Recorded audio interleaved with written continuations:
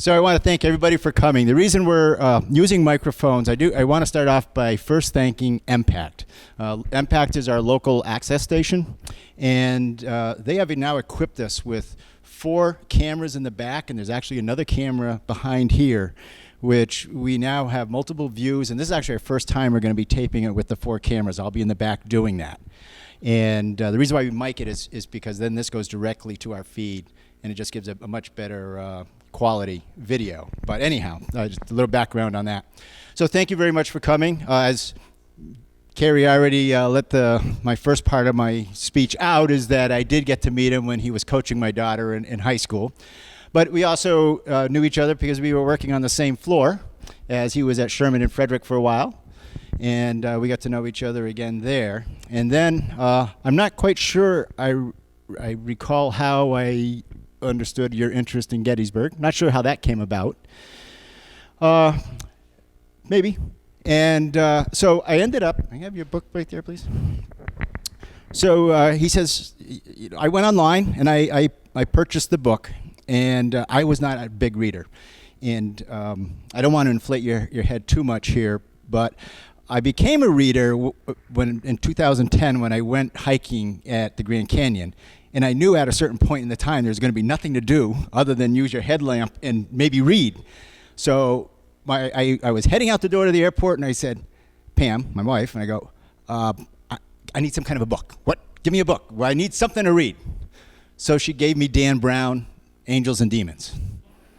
Now that one kept my attention. I honestly couldn't wait to get off the trail to sit in the cool water of the stream to get back to the book.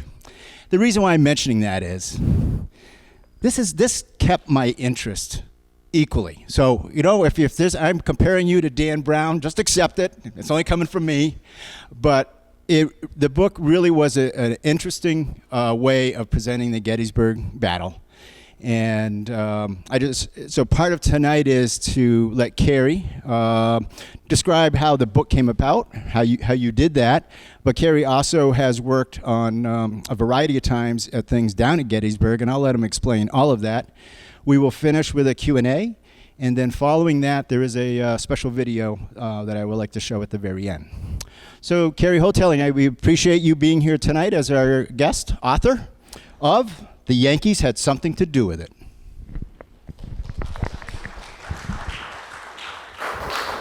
Thank you. The first thing I find very weird is here's an author here with no books to sell. I have nothing to sell you tonight. Long story behind it. My publisher died last year. Pancreatic cancer, took him 3 months, sold it to another publisher. We're waiting for all sorts of things to happen. She was promising the world, and 3 months ago she said, I'm dropping you all. Blah, you have to go find a new publisher. So that's why there's no books here tonight to sell. I didn't want to make her any more money. So anyhow, I'm going to start with this. This is from an address given at the Gettysburg battlefield in 1889 by Joshua Chamberlain, who was colonel of the 20th Massachusetts. Listen to these words, 20th Maine, thank you. Sometimes 20th Maine on Little Round Top. Listen to these words that he said in 1889, and they are still very true and applicable. In great deeds, something abides. On great fields, something stays. Forms change and pass, bodies disappear, but spirits linger, to consecrate ground for the vision place of souls. And reverent men and women from afar, and generations that know us not, and that we know not of, heart drawn to see where and by whom great things were suffered and done for them, shall come to this deathless field to ponder and dream. And lo, the shadow of a mighty presence shall wrap them in its bosom, and the power of the vision pass into their souls. This was written 130 years ago by Joshua Chamberlain. He spoke it. And first time I went to Gettysburg, 1997, with my dad, that vision, that presence got into my soul. Something is there that can reach out and grab you. For those of you who've never been, it's an amazing place. I was talking to James earlier. There are spirits there. There are things there that reach out and touch you. Right? I see a lot of people shaking their heads. And I've talked to a lot of people who experience the same thing when they go there. I've talked to some people that said, hey, I'm just passing through Gettysburg and I had to stop for like 2 hours. Good luck. If you are planning to go to Gettysburg, as most of you know, you need a minimum of 2 days there, a minimum. That's not the driving. You need to be 2 full days at a minimum just to start scratching the surface. This picture in the background, why I have this up there, this is a sunrise taken at Gettysburg, looking over from Seminary Ridge to Cemetery Ridge. Cemetery Ridge is in the background. This monument back here is on Cemetery Ridge, where the Union line was. The Confederate line was here on Seminary Ridge. You can see the mist in between the fields, and the colors in the sky are tremendous. My favorite place to see a sunrise in Gettysburg is from Seminary Ridge. I have a few others here. Oops, hang on, gotta go the wrong way. Again, this is the Barksdale statue, Mississippi statue. The mist. Wrong way. Sorry. Well, I do have some mountain pictures in here. This is sunrise. This is the Pennsylvania Monument right here. Most of you know the Pennsylvania Monument. And this is the sunrise over the Pennsylvania Monument. And this is, again, sunrise with a cannon. My wife took these pictures. She's a very good photographer. Okay, this book. Let me tell you a little bit of background. I went there in '97 with my dad, and my eyes were open to, wow, there's something here I have to learn about. I went back the next 5 years 3 or 4 times with different people. Started buying books. You go in the bookstores, regimental histories, brigade histories, all sorts of histories. I bought as many books as I could. 26 North Carolina, Iron Brigade, 13th Month Volunteers from Vermont. I read voraciously books on Gettysburg. I found an interesting book in Vermont. It was called An Eyewitness to the Battle of Gettysburg. It was a letter written by Lieutenant Frank Haskell, who was an aide-de-camp of General Gibbon of the Second Corps. He wrote a letter to his brother. And this book was about 200 pages. And it was written like a month after the battle, and he was explaining what he saw during that battle. That's a fascinating book. As I said, I found it in Vermont. So through the years, I joined what's called Friends of Gettysburg in 1997. Friends of Gettysburg came to be in 1989 when some concerned citizens of Gettysburg wanted to, there were some utility poles on Emmitsburg Road, and they wanted to help take those down. They thought they were an eyesore. So they got together with the National Park and they said, we'd like to help somehow raise money, do what we can to get rid of these utility poles. That ventured into volunteer work days.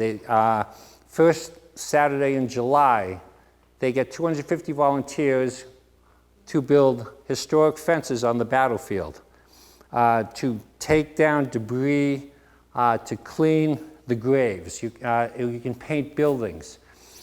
I started going down there with my son in 2007, the first time we went to a volunteer work day. I couldn't go earlier because he was in Little League, I was coaching him. What was funny, when I was 16, one of my Friends of Gettysburg quarterly magazines was on the kitchen table. And he was looking at it, he said, hey Dad, there's a volunteer work day in June, you want to go? Well, I said, sure, why not? So he and I started in 2007, he was 16.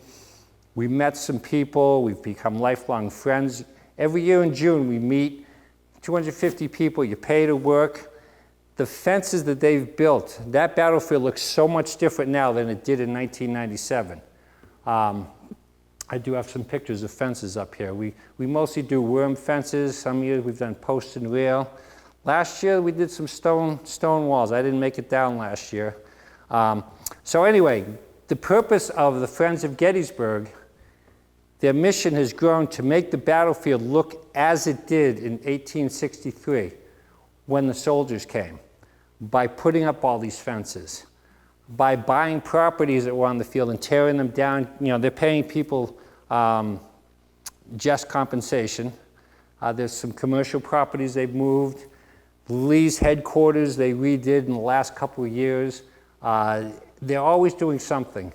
Friends of Gettysburg is now Gettysburg Foundation. So if you go online, you look at Gettysburg Foundation, that's who I belong to. How I came to write this book. Never intending to write a book. All these years reading 13, 14 years about the Battle of Gettysburg, going down there, seeing all these monuments, walking through the battlefield, walking on the places where you don't go on a tour, taking my daughter to Elmira College. I was up 5 o'clock in the morning, as I always am reading another Gettysburg book, and it sounds weird, but this whole story came into my head in that moment. I knew who it was going to be about. I knew where it was going to begin, who it was going to end, and it just was there. And it took me 6 months to write the story. I'm still working full time, so I'm writing on mornings, I'm writing on weekends. It was an absolute joy to write this story. The purpose of this book, again, the Yankees had something to do with it. Does anyone know where the title came from? Pickett. Exactly. After the battle, General Pickett was asked, "Why did you lose at Gettysburg?" And Pickett's response was, "Well, the Yankees had something to do with it." Very famous quote. And that became the title of the book. How many of you read The Killer Angels or seen the movie Gettysburg? Jeffrey Sherrard's book. Wonderful story. Tells a very small portion of the battle. You read it, you think Joshua Chamberlain saved the whole Union Army. You know? This book, it's written in the same style as The Killer Angels. I think it's a very complementary book to The Killer Angels.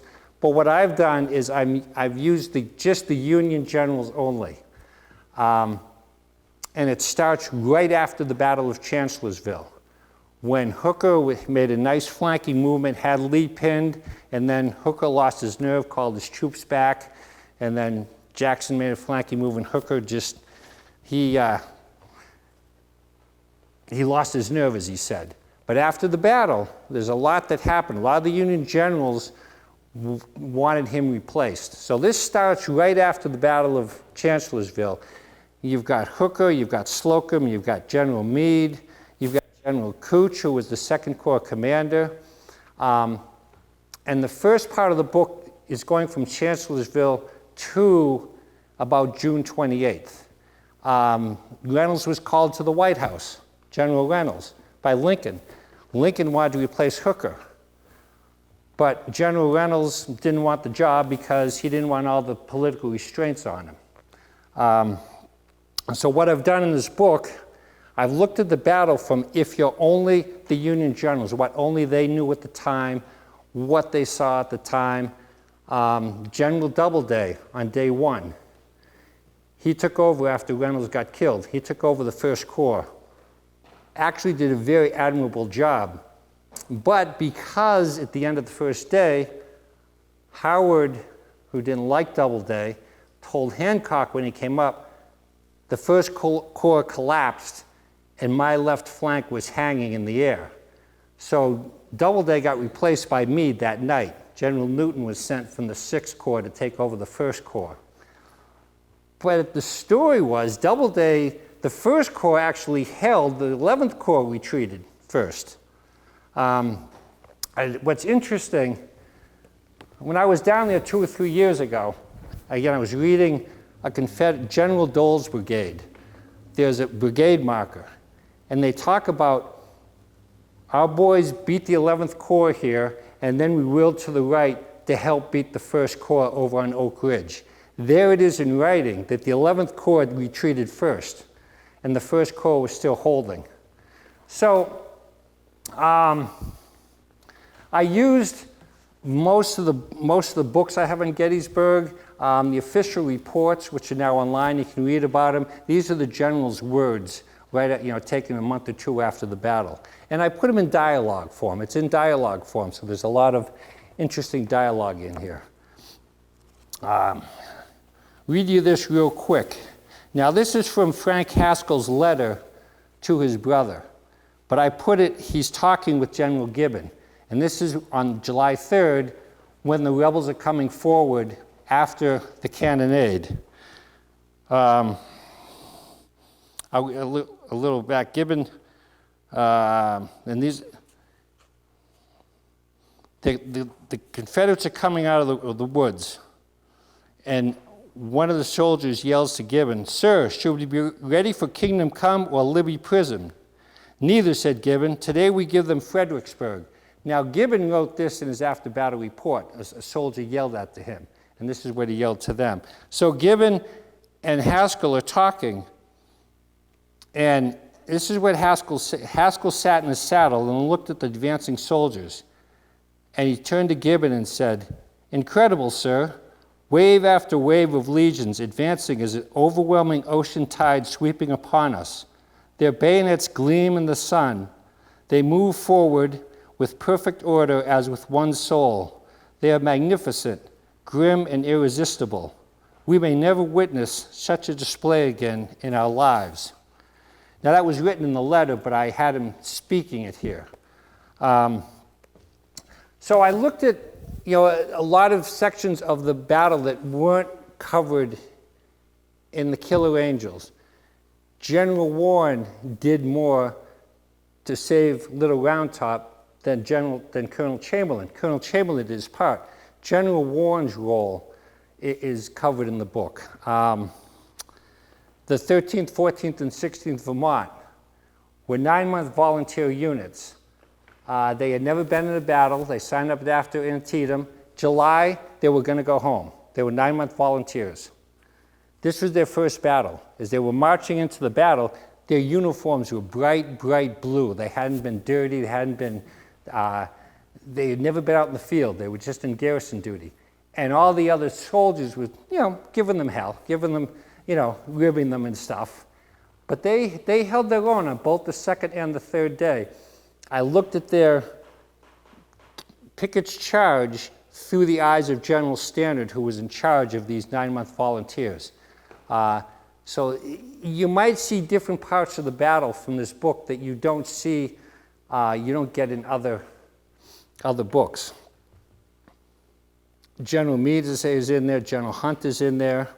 Hancock, when he came to the field on the second day, on the first day, everything was falling apart. Hancock came in, calmed everyone down. He got people in order, and he sent someone back to Meade, said, "This is the place to fight a battle. Send all the troops forward." Meade had what's called a fallback plan on Pipes Creek. He wanted to fall back here and fight. Those orders never got through to Reynolds or Howard or Sickles. So they didn't know about the Pipe Creek order, which became an issue a few months later. Sickles, any of you heard of General Sickles? Well, what do we know about him? Anything interesting? If I remember right, he advanced too far. He what? If I remember right, he was one who advanced too far. Correct, absolutely. General Sickles was a politician. He was not a West Pointer. General Sickles, in 1859, shot his wife's lover, Philip Barton Key, on cold blood on a Washington street on a Sunday morning. He was found innocent by reason of temporary insanity by a jury. First person to use this. Sickles was a politician. And when the war started, he raised a lot of money, raised a brigade, became brigade commander, did pretty well. When Hooker became general of the Army, he made Sickles, political appointee, a corps commander. Things happened, but this is another thing I point out in the book. Sometimes people don't get along. You know, sometimes you're following order from someone you don't like. In the service, this guy's in charge, you don't like him, boy, it can be tough. So Sickles is he was from the 3rd Corps. He's a political appointee. He's not a West Pointer. On the second day, what's your name, sir? David. What David said, Meade had his army shaped in a whole fishhook, the whole line going down from Cemetery Hill to Little Round Top. Sickles didn't like his position. He wanted to move forward to the Peach Orchard. And Meade said, no, you can't, but he sent Hunt down. And Meade told Hunt, you cannot give him any orders to move forward. Hunt moved forward with Sickles. Sickles, he said, yeah, this is a better position, but I don't know, you know, you got to look at the whole army, not just your corps. On day 2, after Hunt left, Sickles, without orders, moved his whole corps forward a mile on the Peach Orchard. And this has created the largest controversy in all of Gettysburg history. Did Sickles save the Union Army by moving forward, or did he ruin a couple corps? Lee's plan was to go around the left of the Union Army with Longstreet's corps, anchor them on the Emmitsburg Road and roll up the flank. That was his initial plan. When Longstreet finally got down there, Sickles' corps had moved forward. Now, the trouble with Sickles' corps moving forward, he didn't have enough men to cover the whole area. So his right flank was in the air, his left flank was in the air, and now the whole left flank of the Union Army was in the air. General Hancock, who was in the 2nd Corps, was just above. His left flank was now unhinged. So this was a very, you can argue he saved the Army, he didn't save the Army. Lee had to change their attack plans because of Sickles moving forward. Longstreet's corps, when they changed their way of attacking, instead of going up Emmitsburg Road, the whole 3rd Corps was pushed back that mile. Longstreet pushed them back. Also, the 5th Corps had to go down there and cover him. A whole division from the 2nd Corps had to go down into the wheat field to help. And some 6th Corps brigades had to go down. So a lot of the Union Corps were sent to that part of the battlefield to cover Sickles' butt, basically. And that's sort of covered in this, but you get a little, Sickles and wasn't well liked. But here's the interesting part of Sickles. On July 2nd, his leg got blown off. He gets carted back to Washington. He's smoking a cigar, his legs on, he's on an ambulance, he's smoking a cigar, heads back to D.C. What do you think he does when he gets to D.C.? I'm the hero of Gettysburg. He tells all his political friends, I saved the Union Army at Gettysburg. I'm the hero. So before Meade could even send reports, everyone hears about how Sickles has saved the Union Army. He saved the day. So, and that comes up in March, which again is in my book. There's something called the Meade hearings after Gettysburg. Took place from January to March of 1864. Sickles, Butterfield were the first two called. Now, Butterfield, I should mention, was this, with Hooker, he was his second in command. When Hooker left, Meade had to keep him as a second in command. Butterfield did not like Meade. They didn't get along. Here's another situation where someone else is made general and you have to follow their orders.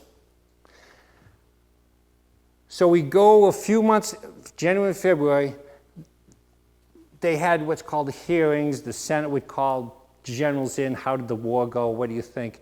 Sickles and Butterfield talked first. And they said Meade did not want to fight at Gettysburg. He wanted to fight at Pipe Creek. You know, and only because Sickles moved forward did the battle go there and this and that. Meade hadn't heard any of this till he's called before the Senate on the oversight of the war. And they're saying, well, we heard you didn't want to fight there. So a lot of this, there's a lot in that book that I want to get into the story. Any questions? I've said a lot. I see a lot of people nodding and smiling. Any got any questions right now? Yes. I'm ignorant on history, so what is a 9-month volunteer? Okay, they were signed up after the Battle of Antietam, which is September of the year before. Sometimes to fill, soldiers are dying all over the place. Some had 1-year enlistments, some had 2-year enlistments, some had 3-year enlistments. After Antietam, Lincoln called for a bunch of 9-month volunteers from different towns and states. We need more men. He needed those men. What they did, they were sent to D.C. They were there to sign up for 9 months, and they were just sort of in garrison duty. So the people that were in D.C. could move to the front lines. So that was what a 9-month volunteer was. You know, it was, in July, they were going to be sent home.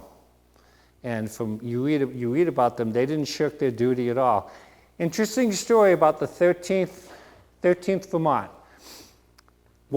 Going to the battlefield, very hot in July, there was a lieutenant named Stephen Brown. And he was given some canteens by his men to go fill them with water because, you know, they're getting hot, they're parched, these are forced marches. He's filling the canteens with water. The provost guard come up and say, Lieutenant, get back in line, you're not supposed to get water. He continues to say, I'm getting water for my men. He continued to get water. The provost guard took his sword away and put him under arrest for disobeying an order not to stop for water. When he gets to the battlefield, they explain to General Standard, his division commander, what happened, and the general says, okay, he says, I need all the men I can have, you know, stay close by, and I'm not going to put you under arrest. Didn't get his sword back. Both the second and the third, he went into battle with a camp hatchet that he found on the ground. The 13th Vermont statue at Gettysburg is a likeness of Stephen Brown. His men honored him, and the camp hatchet is under his feet. So there are a lot of little stories on a lot of these monuments where the men honored certain people in their unit. And then I bring up Stephen Brown in that book also. The Bliss... I could go on. I mean, I could do this for a long time, but is any of this making sense? Are you following me out there? So again, I have no books to sell. If you want to buy it, it is on Amazon at least till the end of October. You can go on and buy it. I did what's interesting is Bob said he read this and liked it. I paid for a national marketing thing, and they guaranteed me like 20 reviews and a bunch of other stuff, you know, access to bookstores. So I did, and when these 20 reviews came in, this was exciting for a first-time writer. They were all 4 and 5 stars. These are people I didn't know. They weren't friends. The reviews were tremendous. I mean, it does something like, wow. I mean, these are 20 people I don't know, and they really like this story. So that sort of says something. One of the funniest reviews, person with great history, loved the characters, loved, you know, explain about the characters in the end. And they say in the last line, I only have one complaint. I don't think generals would be calling each other sons of bitches in a battle. That was actually written in the review. And I'm like, okay. I go into another part I'll go into on the third day here is the Bliss Farm. The Bliss Farm was between Cemetery and Seminary Ridge. In the morning, the Confederate sharpshooters were up in this house, and they were picking off the Union cannoneers. And the Union, you know, the colonels were saying, we got to go get those Confederates out of the house. 14th Connecticut and another brigade went forward. They got them out of the house, they got them out of the barn, and they left. But another Confederates came back in, and they got the 14th Connecticut and someone else out. More other Unions went up. The Union Army did not want to destroy any personal property, okay, on this battlefield. They did not want to. So after the second wave of Confederates went in, the Union sent 2 more brigades in, and the general sent an order to someone, take these papers and match and burn that damn building, because they just were tired of the men getting picked off. So on July 3rd, before the cannonade began at 1 o'clock, this is another little fight, that barn was burnt to the ground, the house was burnt to the ground. If you look at the 111th statue on Cemetery Ridge, there's a depiction of that barn burning. I think maybe it's the 14th Connecticut. There's a depiction of the men going forward and the barn burning. After the battle, the Blisses put in a request to the government for damages for $3,400. They never got paid a cent. They sold their land to Cadore, who lived next door, for $1,000, and they moved off to New York to start over again. So, you know, there's other casualties in a battle. Gettysburg had 2,500 people. They spent the next few months doctoring and helping people. What it did to the civilians there was amazing. Any other questions? I've got some pictures to show you if you're interested. Any questions? Before we do have some questions. I just want to be able to use it on the mic so we can actually get them. But I'll start off with a question. Okay. Guess what? This one's out. I'm going to start off with this one. In your research of the diaries, Yep. right? I mean, that's what you use to... The official records, Of the officers what they're called. yeah. Yeah, they're called official records, and all the books I have. So the diaries, where do you find those? Where does somebody go and research to actually read these actual diaries? And was it the practice, and probably is today, that all officers keep a complete battle diary of the day's activities? Well, they're after battle reports. They're not, you know, I mean, from as soon as they can write them. These official records were written within the month. Now, it's like a 27-volume of the Civil War. They're like this thick, each volume. You got to buy the whole thing. You know, they are online. You type in official records, and man, I was surprised. These are all online now. So yeah, I got Doubleday's records. I got Meade's. I got Hancock's. I got, you know, you can print 5 or 6 or 7 pages. My wife, going to an antique store, found the volume that has all the Confederate generals, and she bought it for me for Christmas. I mean, the books are like this thick, but we've never been able to find one with the Union. So that's, I did find them online, Bob. I typed in official records, Ohio University or something. So yes, they are there to read. They're very long. If you don't know who you're looking for, you're like, which corps? Did you also have some images of Gettysburg itself that you wanted to kind Yes. of go through? Yeah. Do that.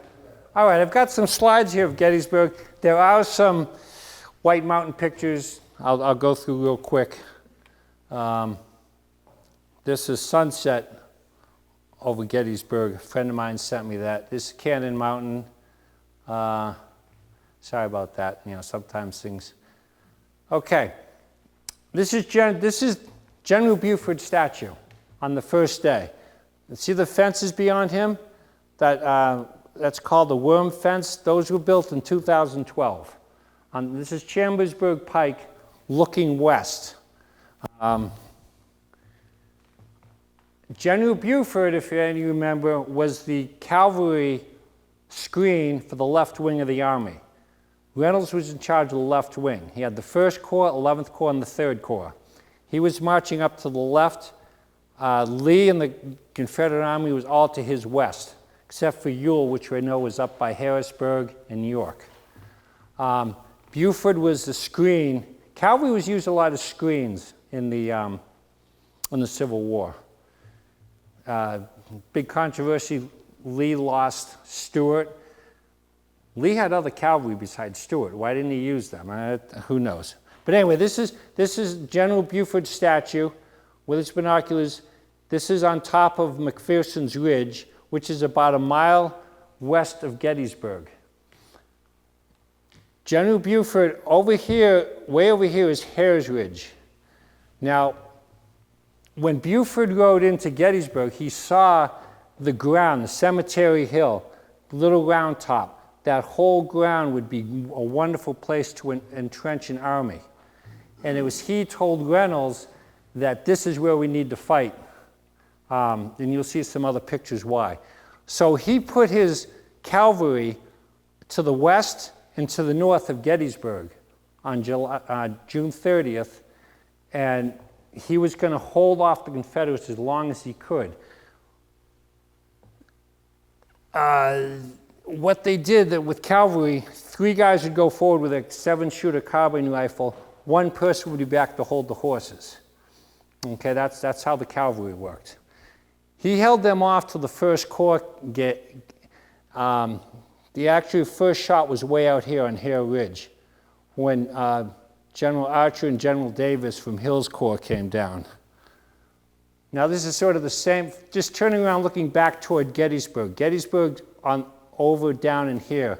Again, this is another fence we built 2012. But this is Chambersburg Pike looking toward Gettysburg. There's the seminary.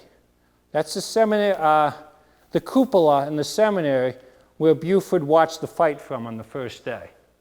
Okay, you've seen the movie, he's up in the cupola. This is a Lutheran seminary in Gettysburg. This is the same spot looking north. In here is the unfinished railroad cut. This is where the first Union 6 guns come up here from Captain Hall's battery. They showed up here. General Davis and his Mississippi boys were coming down here, and they actually got cut. They got caught in this railroad cut, and a lot of them got prisoners. Before that, they were starting to take over these guns. But General Doubleday sent in the 6th Wisconsin and another regiment to go from Chambersburg Pike to recapture these guns. This is all July 1st, the first day's battle area. And again, this is sort of looking back. That's Buford. Looking out, that's the Hare Ridge. This is McPhersons Farm, which is across the street. Again, there's the cupola from the seminary. Again, a lot of these fences were used for defensive purpose also. 24th Michigan from the Iron Brigade.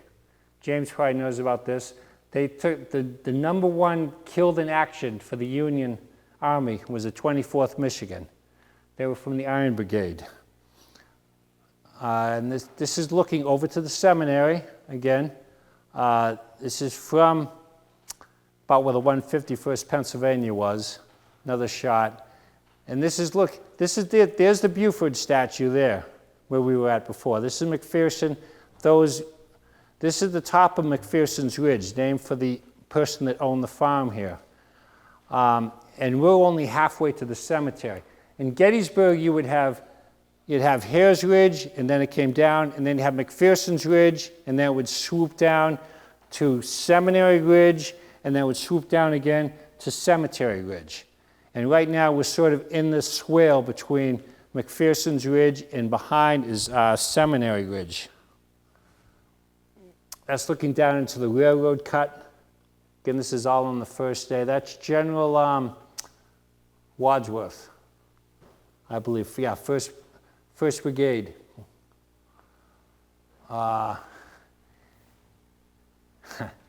Interesting story here. On the first day, there's a stone wall over here.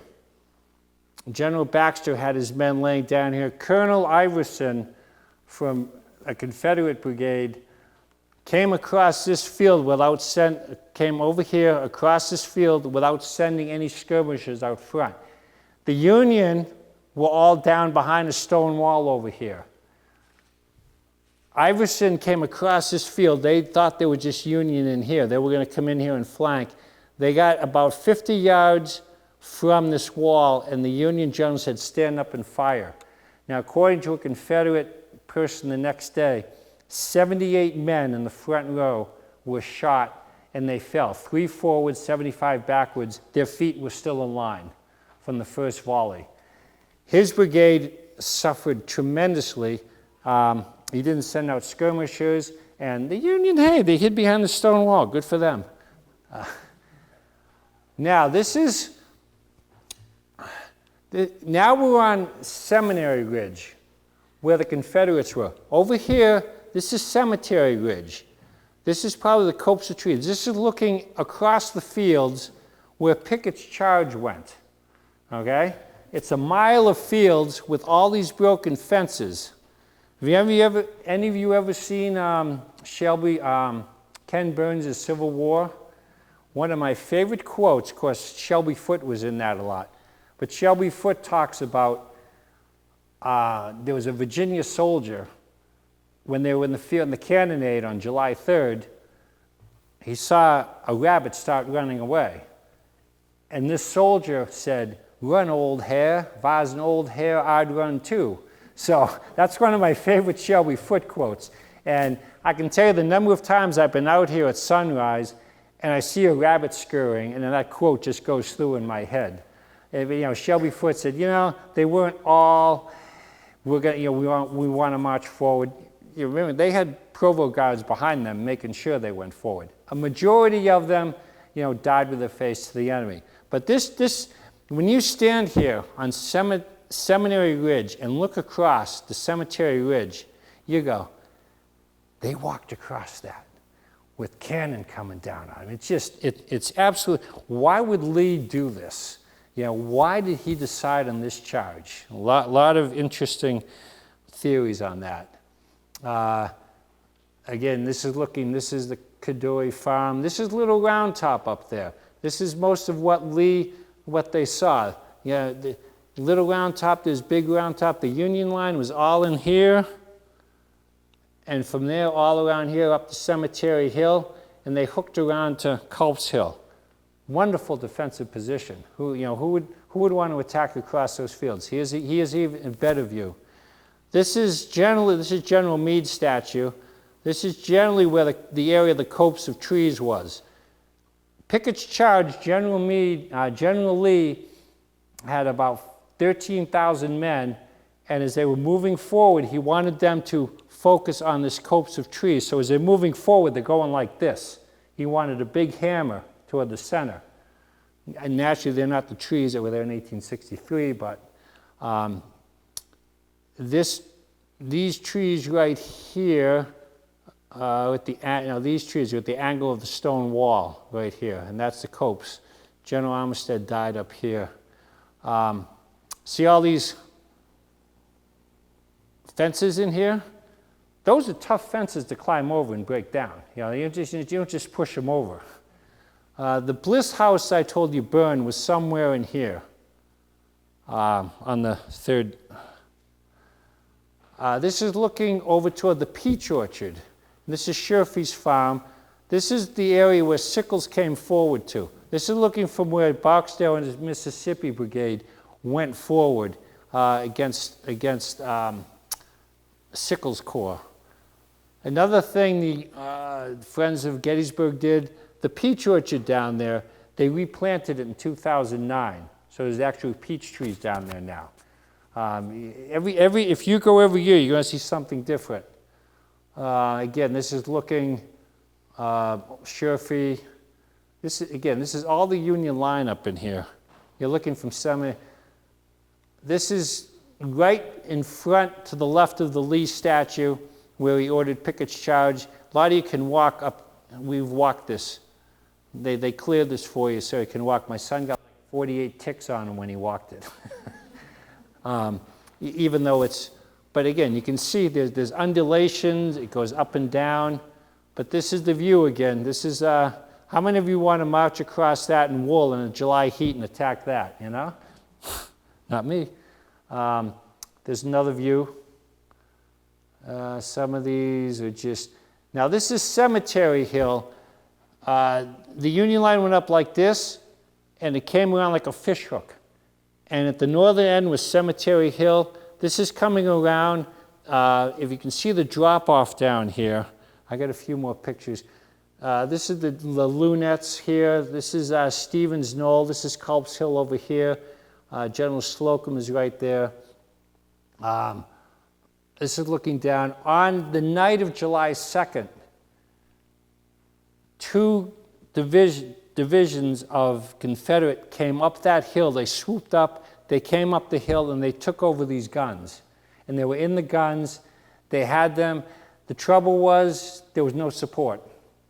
And again, the Union was able to send more troops over to expel them.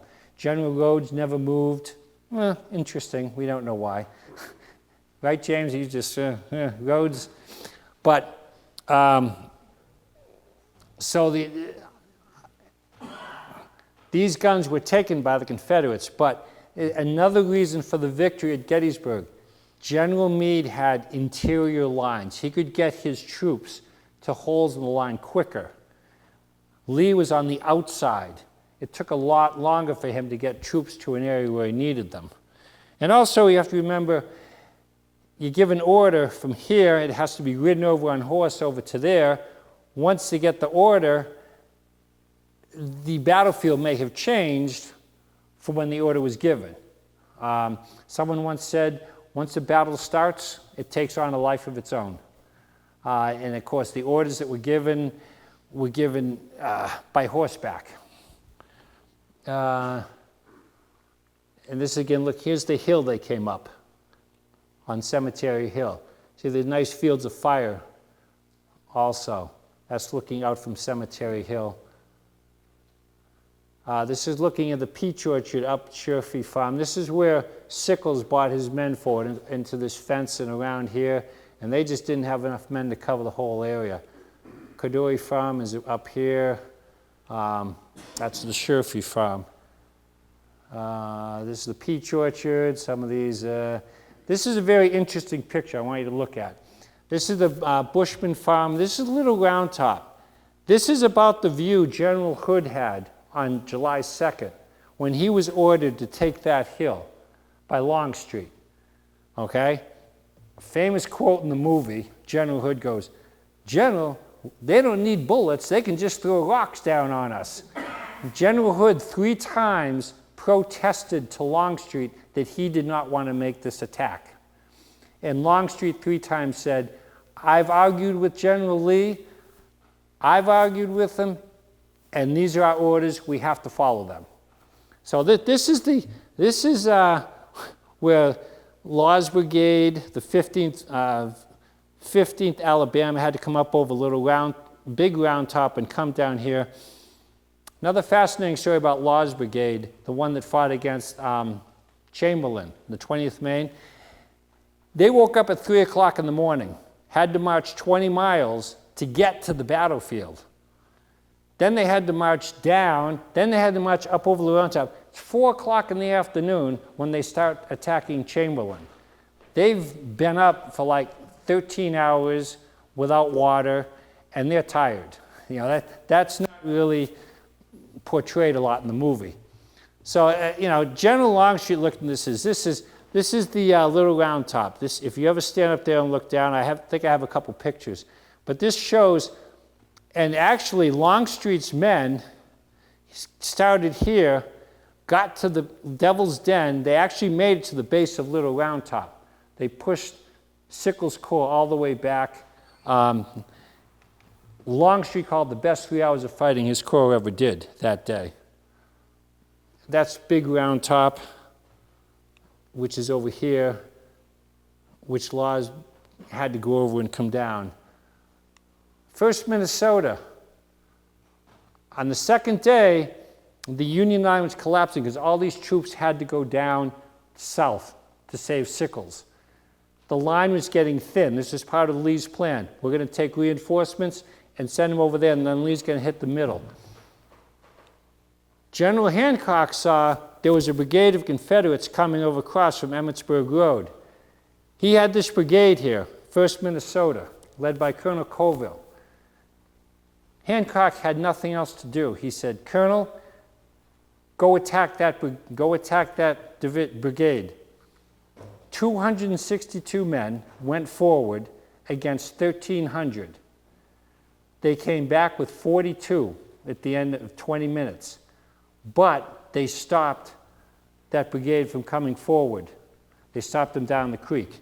So this is one of my favorite monuments on the battlefield for the 1st Minnesota.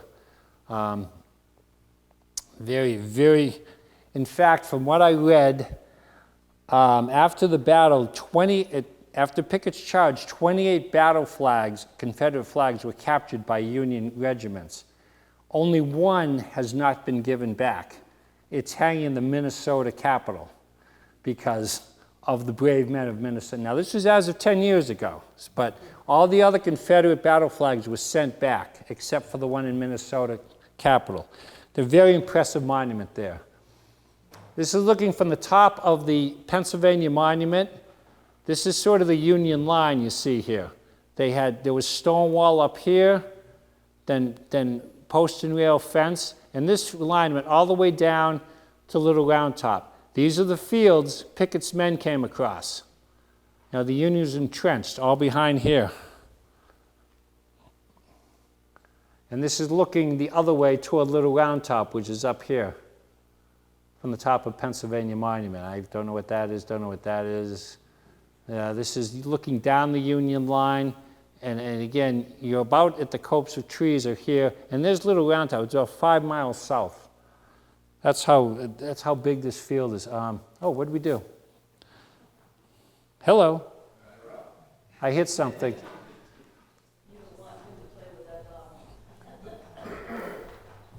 Any questions?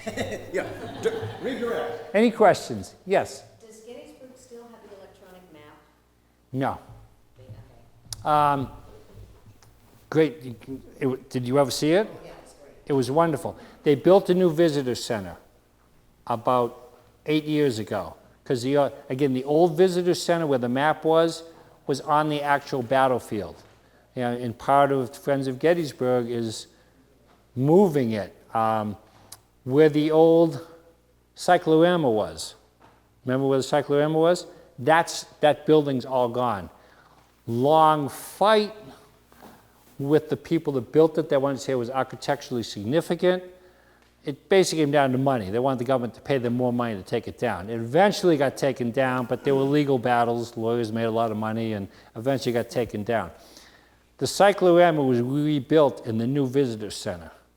But the map, there was no room for it in the center. The map was a great thing. From what I heard, they were trying to, it went somewhere in New York, Pennsylvania. I really don't know, but it's not on the battlefield. Yes? The electric map, it's available for sale. You can buy it, but you cannot charge anybody to look at it. So if you want to buy it, go ahead, place for it, but you can't charge anybody to look at it. So it is available. Wow. You need a room about this big also. Yeah. Did anyone else see the electric map? When you first at the old visitor center, because it really gave you a nice background, the battle for, yeah, it was wonderful. Oh, you got this back? Okay. This is the Union line looking down. Let's see I don't mess something. Uh-oh, here we go, sorry. That's the presidentials, Bretton Woods, climbed that with my daughter in 2011. Lafayette Ridge, yeah, okay. 1st Minnesota again. That's the Pennsylvania Monument. That's looking up the Union line. This is the 20th Massachusetts Monument. A lot of these regimental monuments were put out there in the 1880s by the veterans. Some of them signify something. This 20th Mass is just, it's a rock. And from what I understand reading about it, it was from a quarry where a lot of these men swam when they were kids.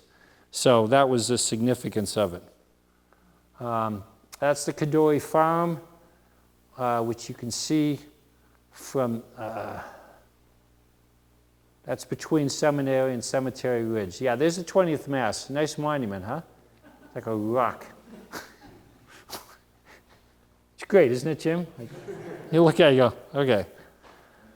And this is a view from behind the Union line. There's the Lee Monument over there. This is from behind the Union lines. That's the 72nd Pennsylvania. Interesting story there, I'll leave it alone. 71st Pennsylvania was here. Again, these are looking at the fields where, and this is the angle right up here, where the Confederates, they did break in. Some of them did get into the, but again, they just didn't have support. You know, it's, and again, there's the Lee Monument. Those pictures I took were from about out here. But you can see all the fences out here. It's just, Emmitsburg Road is right here. And there's a post and rail fence on each side of it. The Confederates getting to Emmitsburg Road, that's when the Union all goes up and started shooting them. It's, wow, it's amazing anyone even made it. This is from Little Round Top, looking down. These are called, this is Devil's Den down here. This is the wheat field out here. This is looking back. This is where Longstreet's men started, and they made it all the way down to here. There's a triangular field. There's another low field going down there. They came up here, and they got into Devil's Den, and they got down into here. They really, and again, this is looking down at Devil's Den from the top of Little Round Top. This is Cemetery Hill. That's General Hancock. That's where Barlow went forward. Another interesting picture, again, from behind where the Confederates were, Confederate Avenue it's called now. There's the Cadore Farm. There's Little Round Top.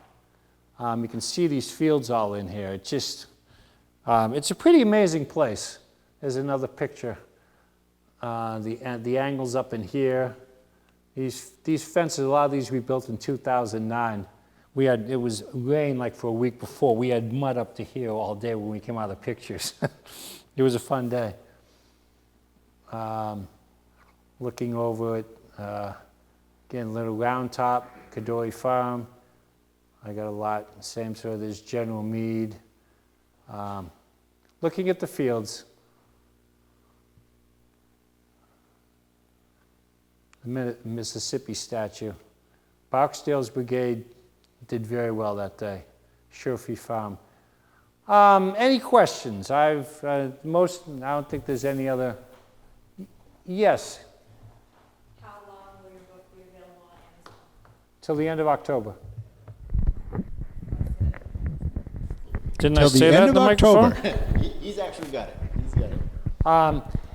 And who knows if I have the book in PDF form. In writing the book, it took me 8 months to find a publisher. You know, literary agents, you send part of the book, you send it to publishers, blah, blah, blah. And when I had a couple publishers that sent us a little bit more, you know, you get a bite, they weren't interested. And Christopher Matthews Publishing was an independent book publisher. It's not self-published, it's an independent book publisher. I have another book out, if anyone's interested. It was on my father, was on Iwo Jima. It's also on Amazon. It's about his experiences on Iwo Jima from his diaries and so forth. It's called Go Forward into the Storm. I don't know if none of you look old enough, but his first church out of seminary, he was a minister, the Second Palmer Church, Second Baptist Church in Palmer on Thorndike Street. Yep. That was his first church out of seminary. From 1940 to 1944, he was minister here in Palmer. And so that book tells about the experience. Yes? You might have touched on it. Was there a rift between Longstreet and Lee?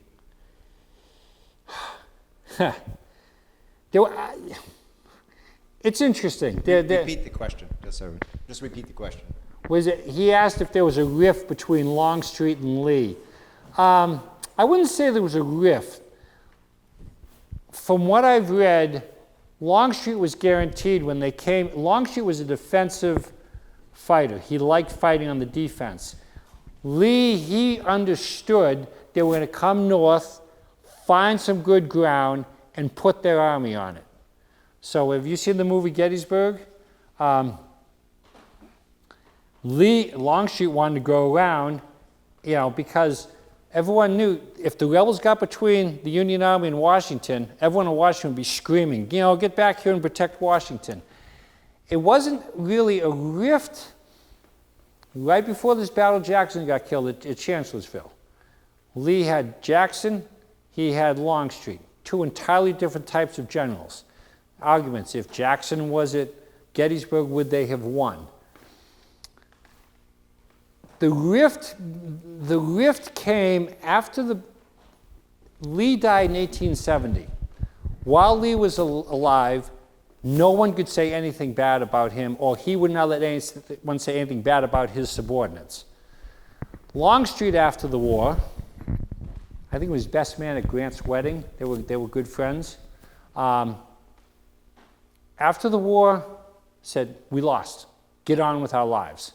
There were some Southern people that didn't like that, okay?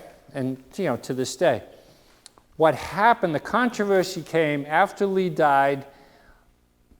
Longstreet wrote some articles about, we should have gone around to the left, we should have done that.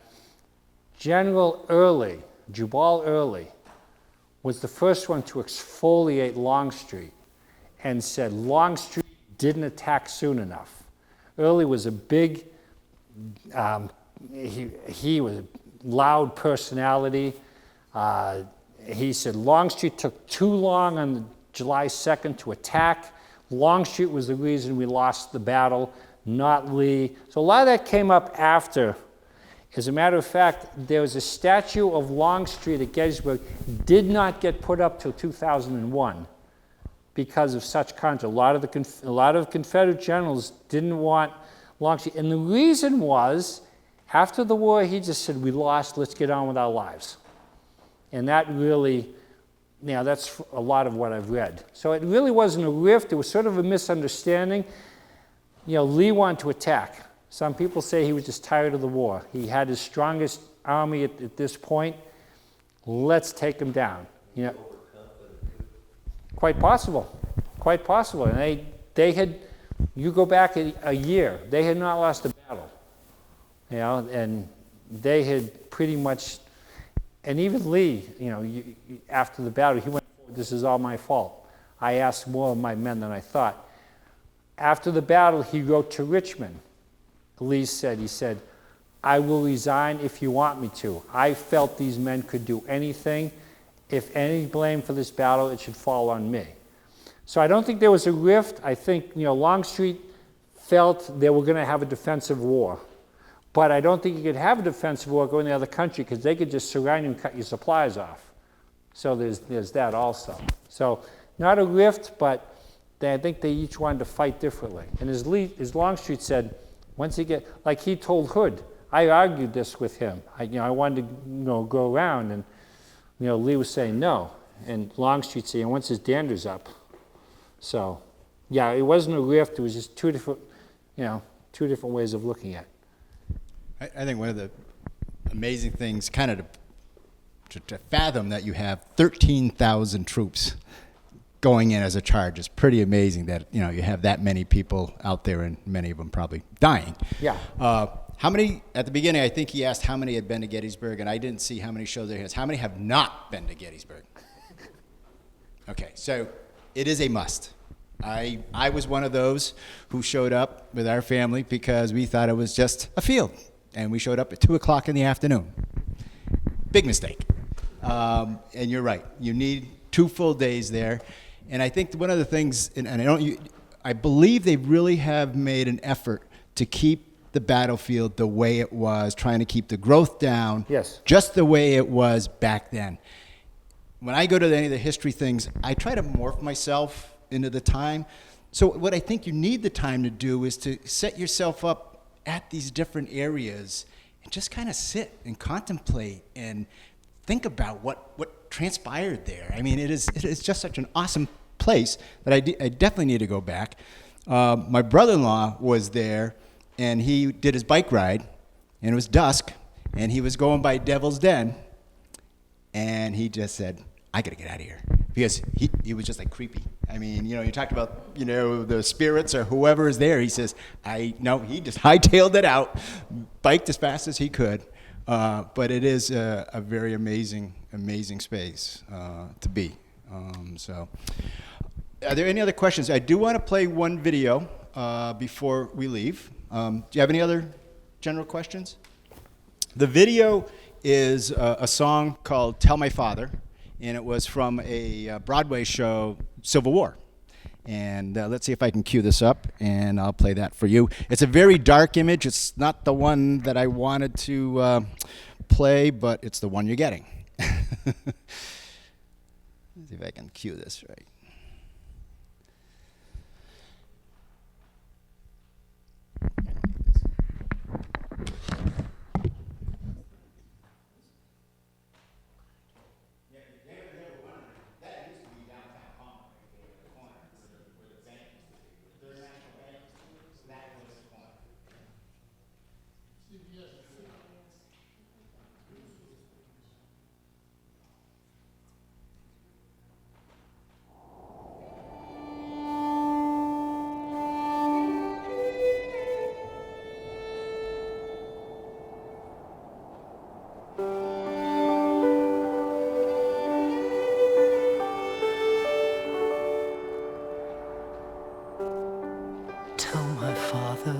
That his son didn't run or surrender, that I bore his name with pride as I tried to remember that you are judged by what you do while passing through.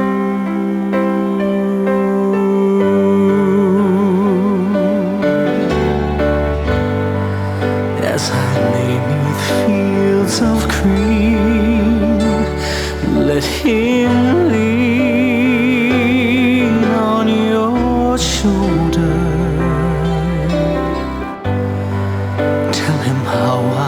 Spent my youth so the truth could grow older. Tell my father when you can I was a man.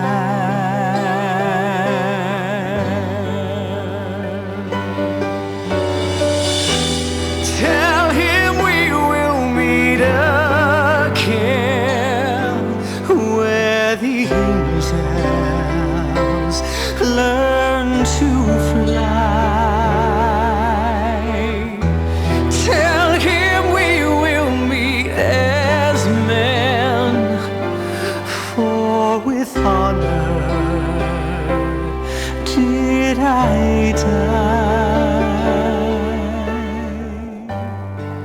Tell him how I wore the blue, proud and true, through the fire. Tell my father so he'll know I love him so.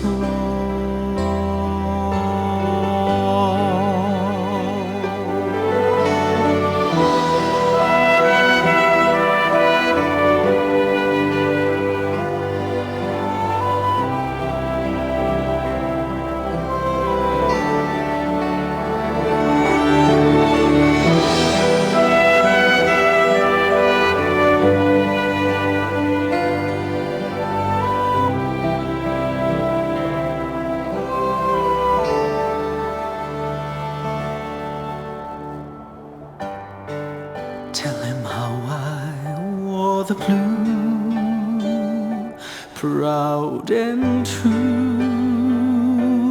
like he taught me. Tell my father not to cry, then say goodbye.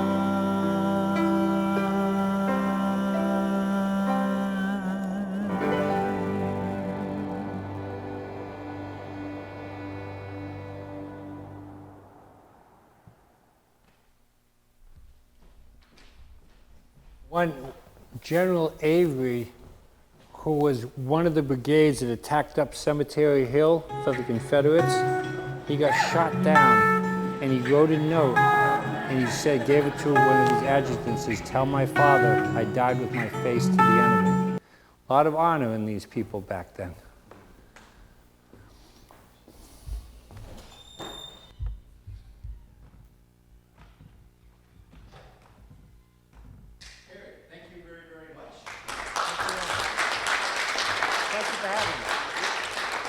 For having me. Thank you for all coming. Again, I think there's a great compliment to Killer Angels if you ever read it. I think it's a good read. Yep, I attest. It is actually a very good read. So yeah, please purchase it while you can before October. It is a very interesting read. Thank you so much for joining us tonight. This is our first programming event for the fall, and we'll be going right through Christmas. A couple things that we will be starting to promote. If you don't receive an email from us and you would like to receive an email, you can sign up in the back.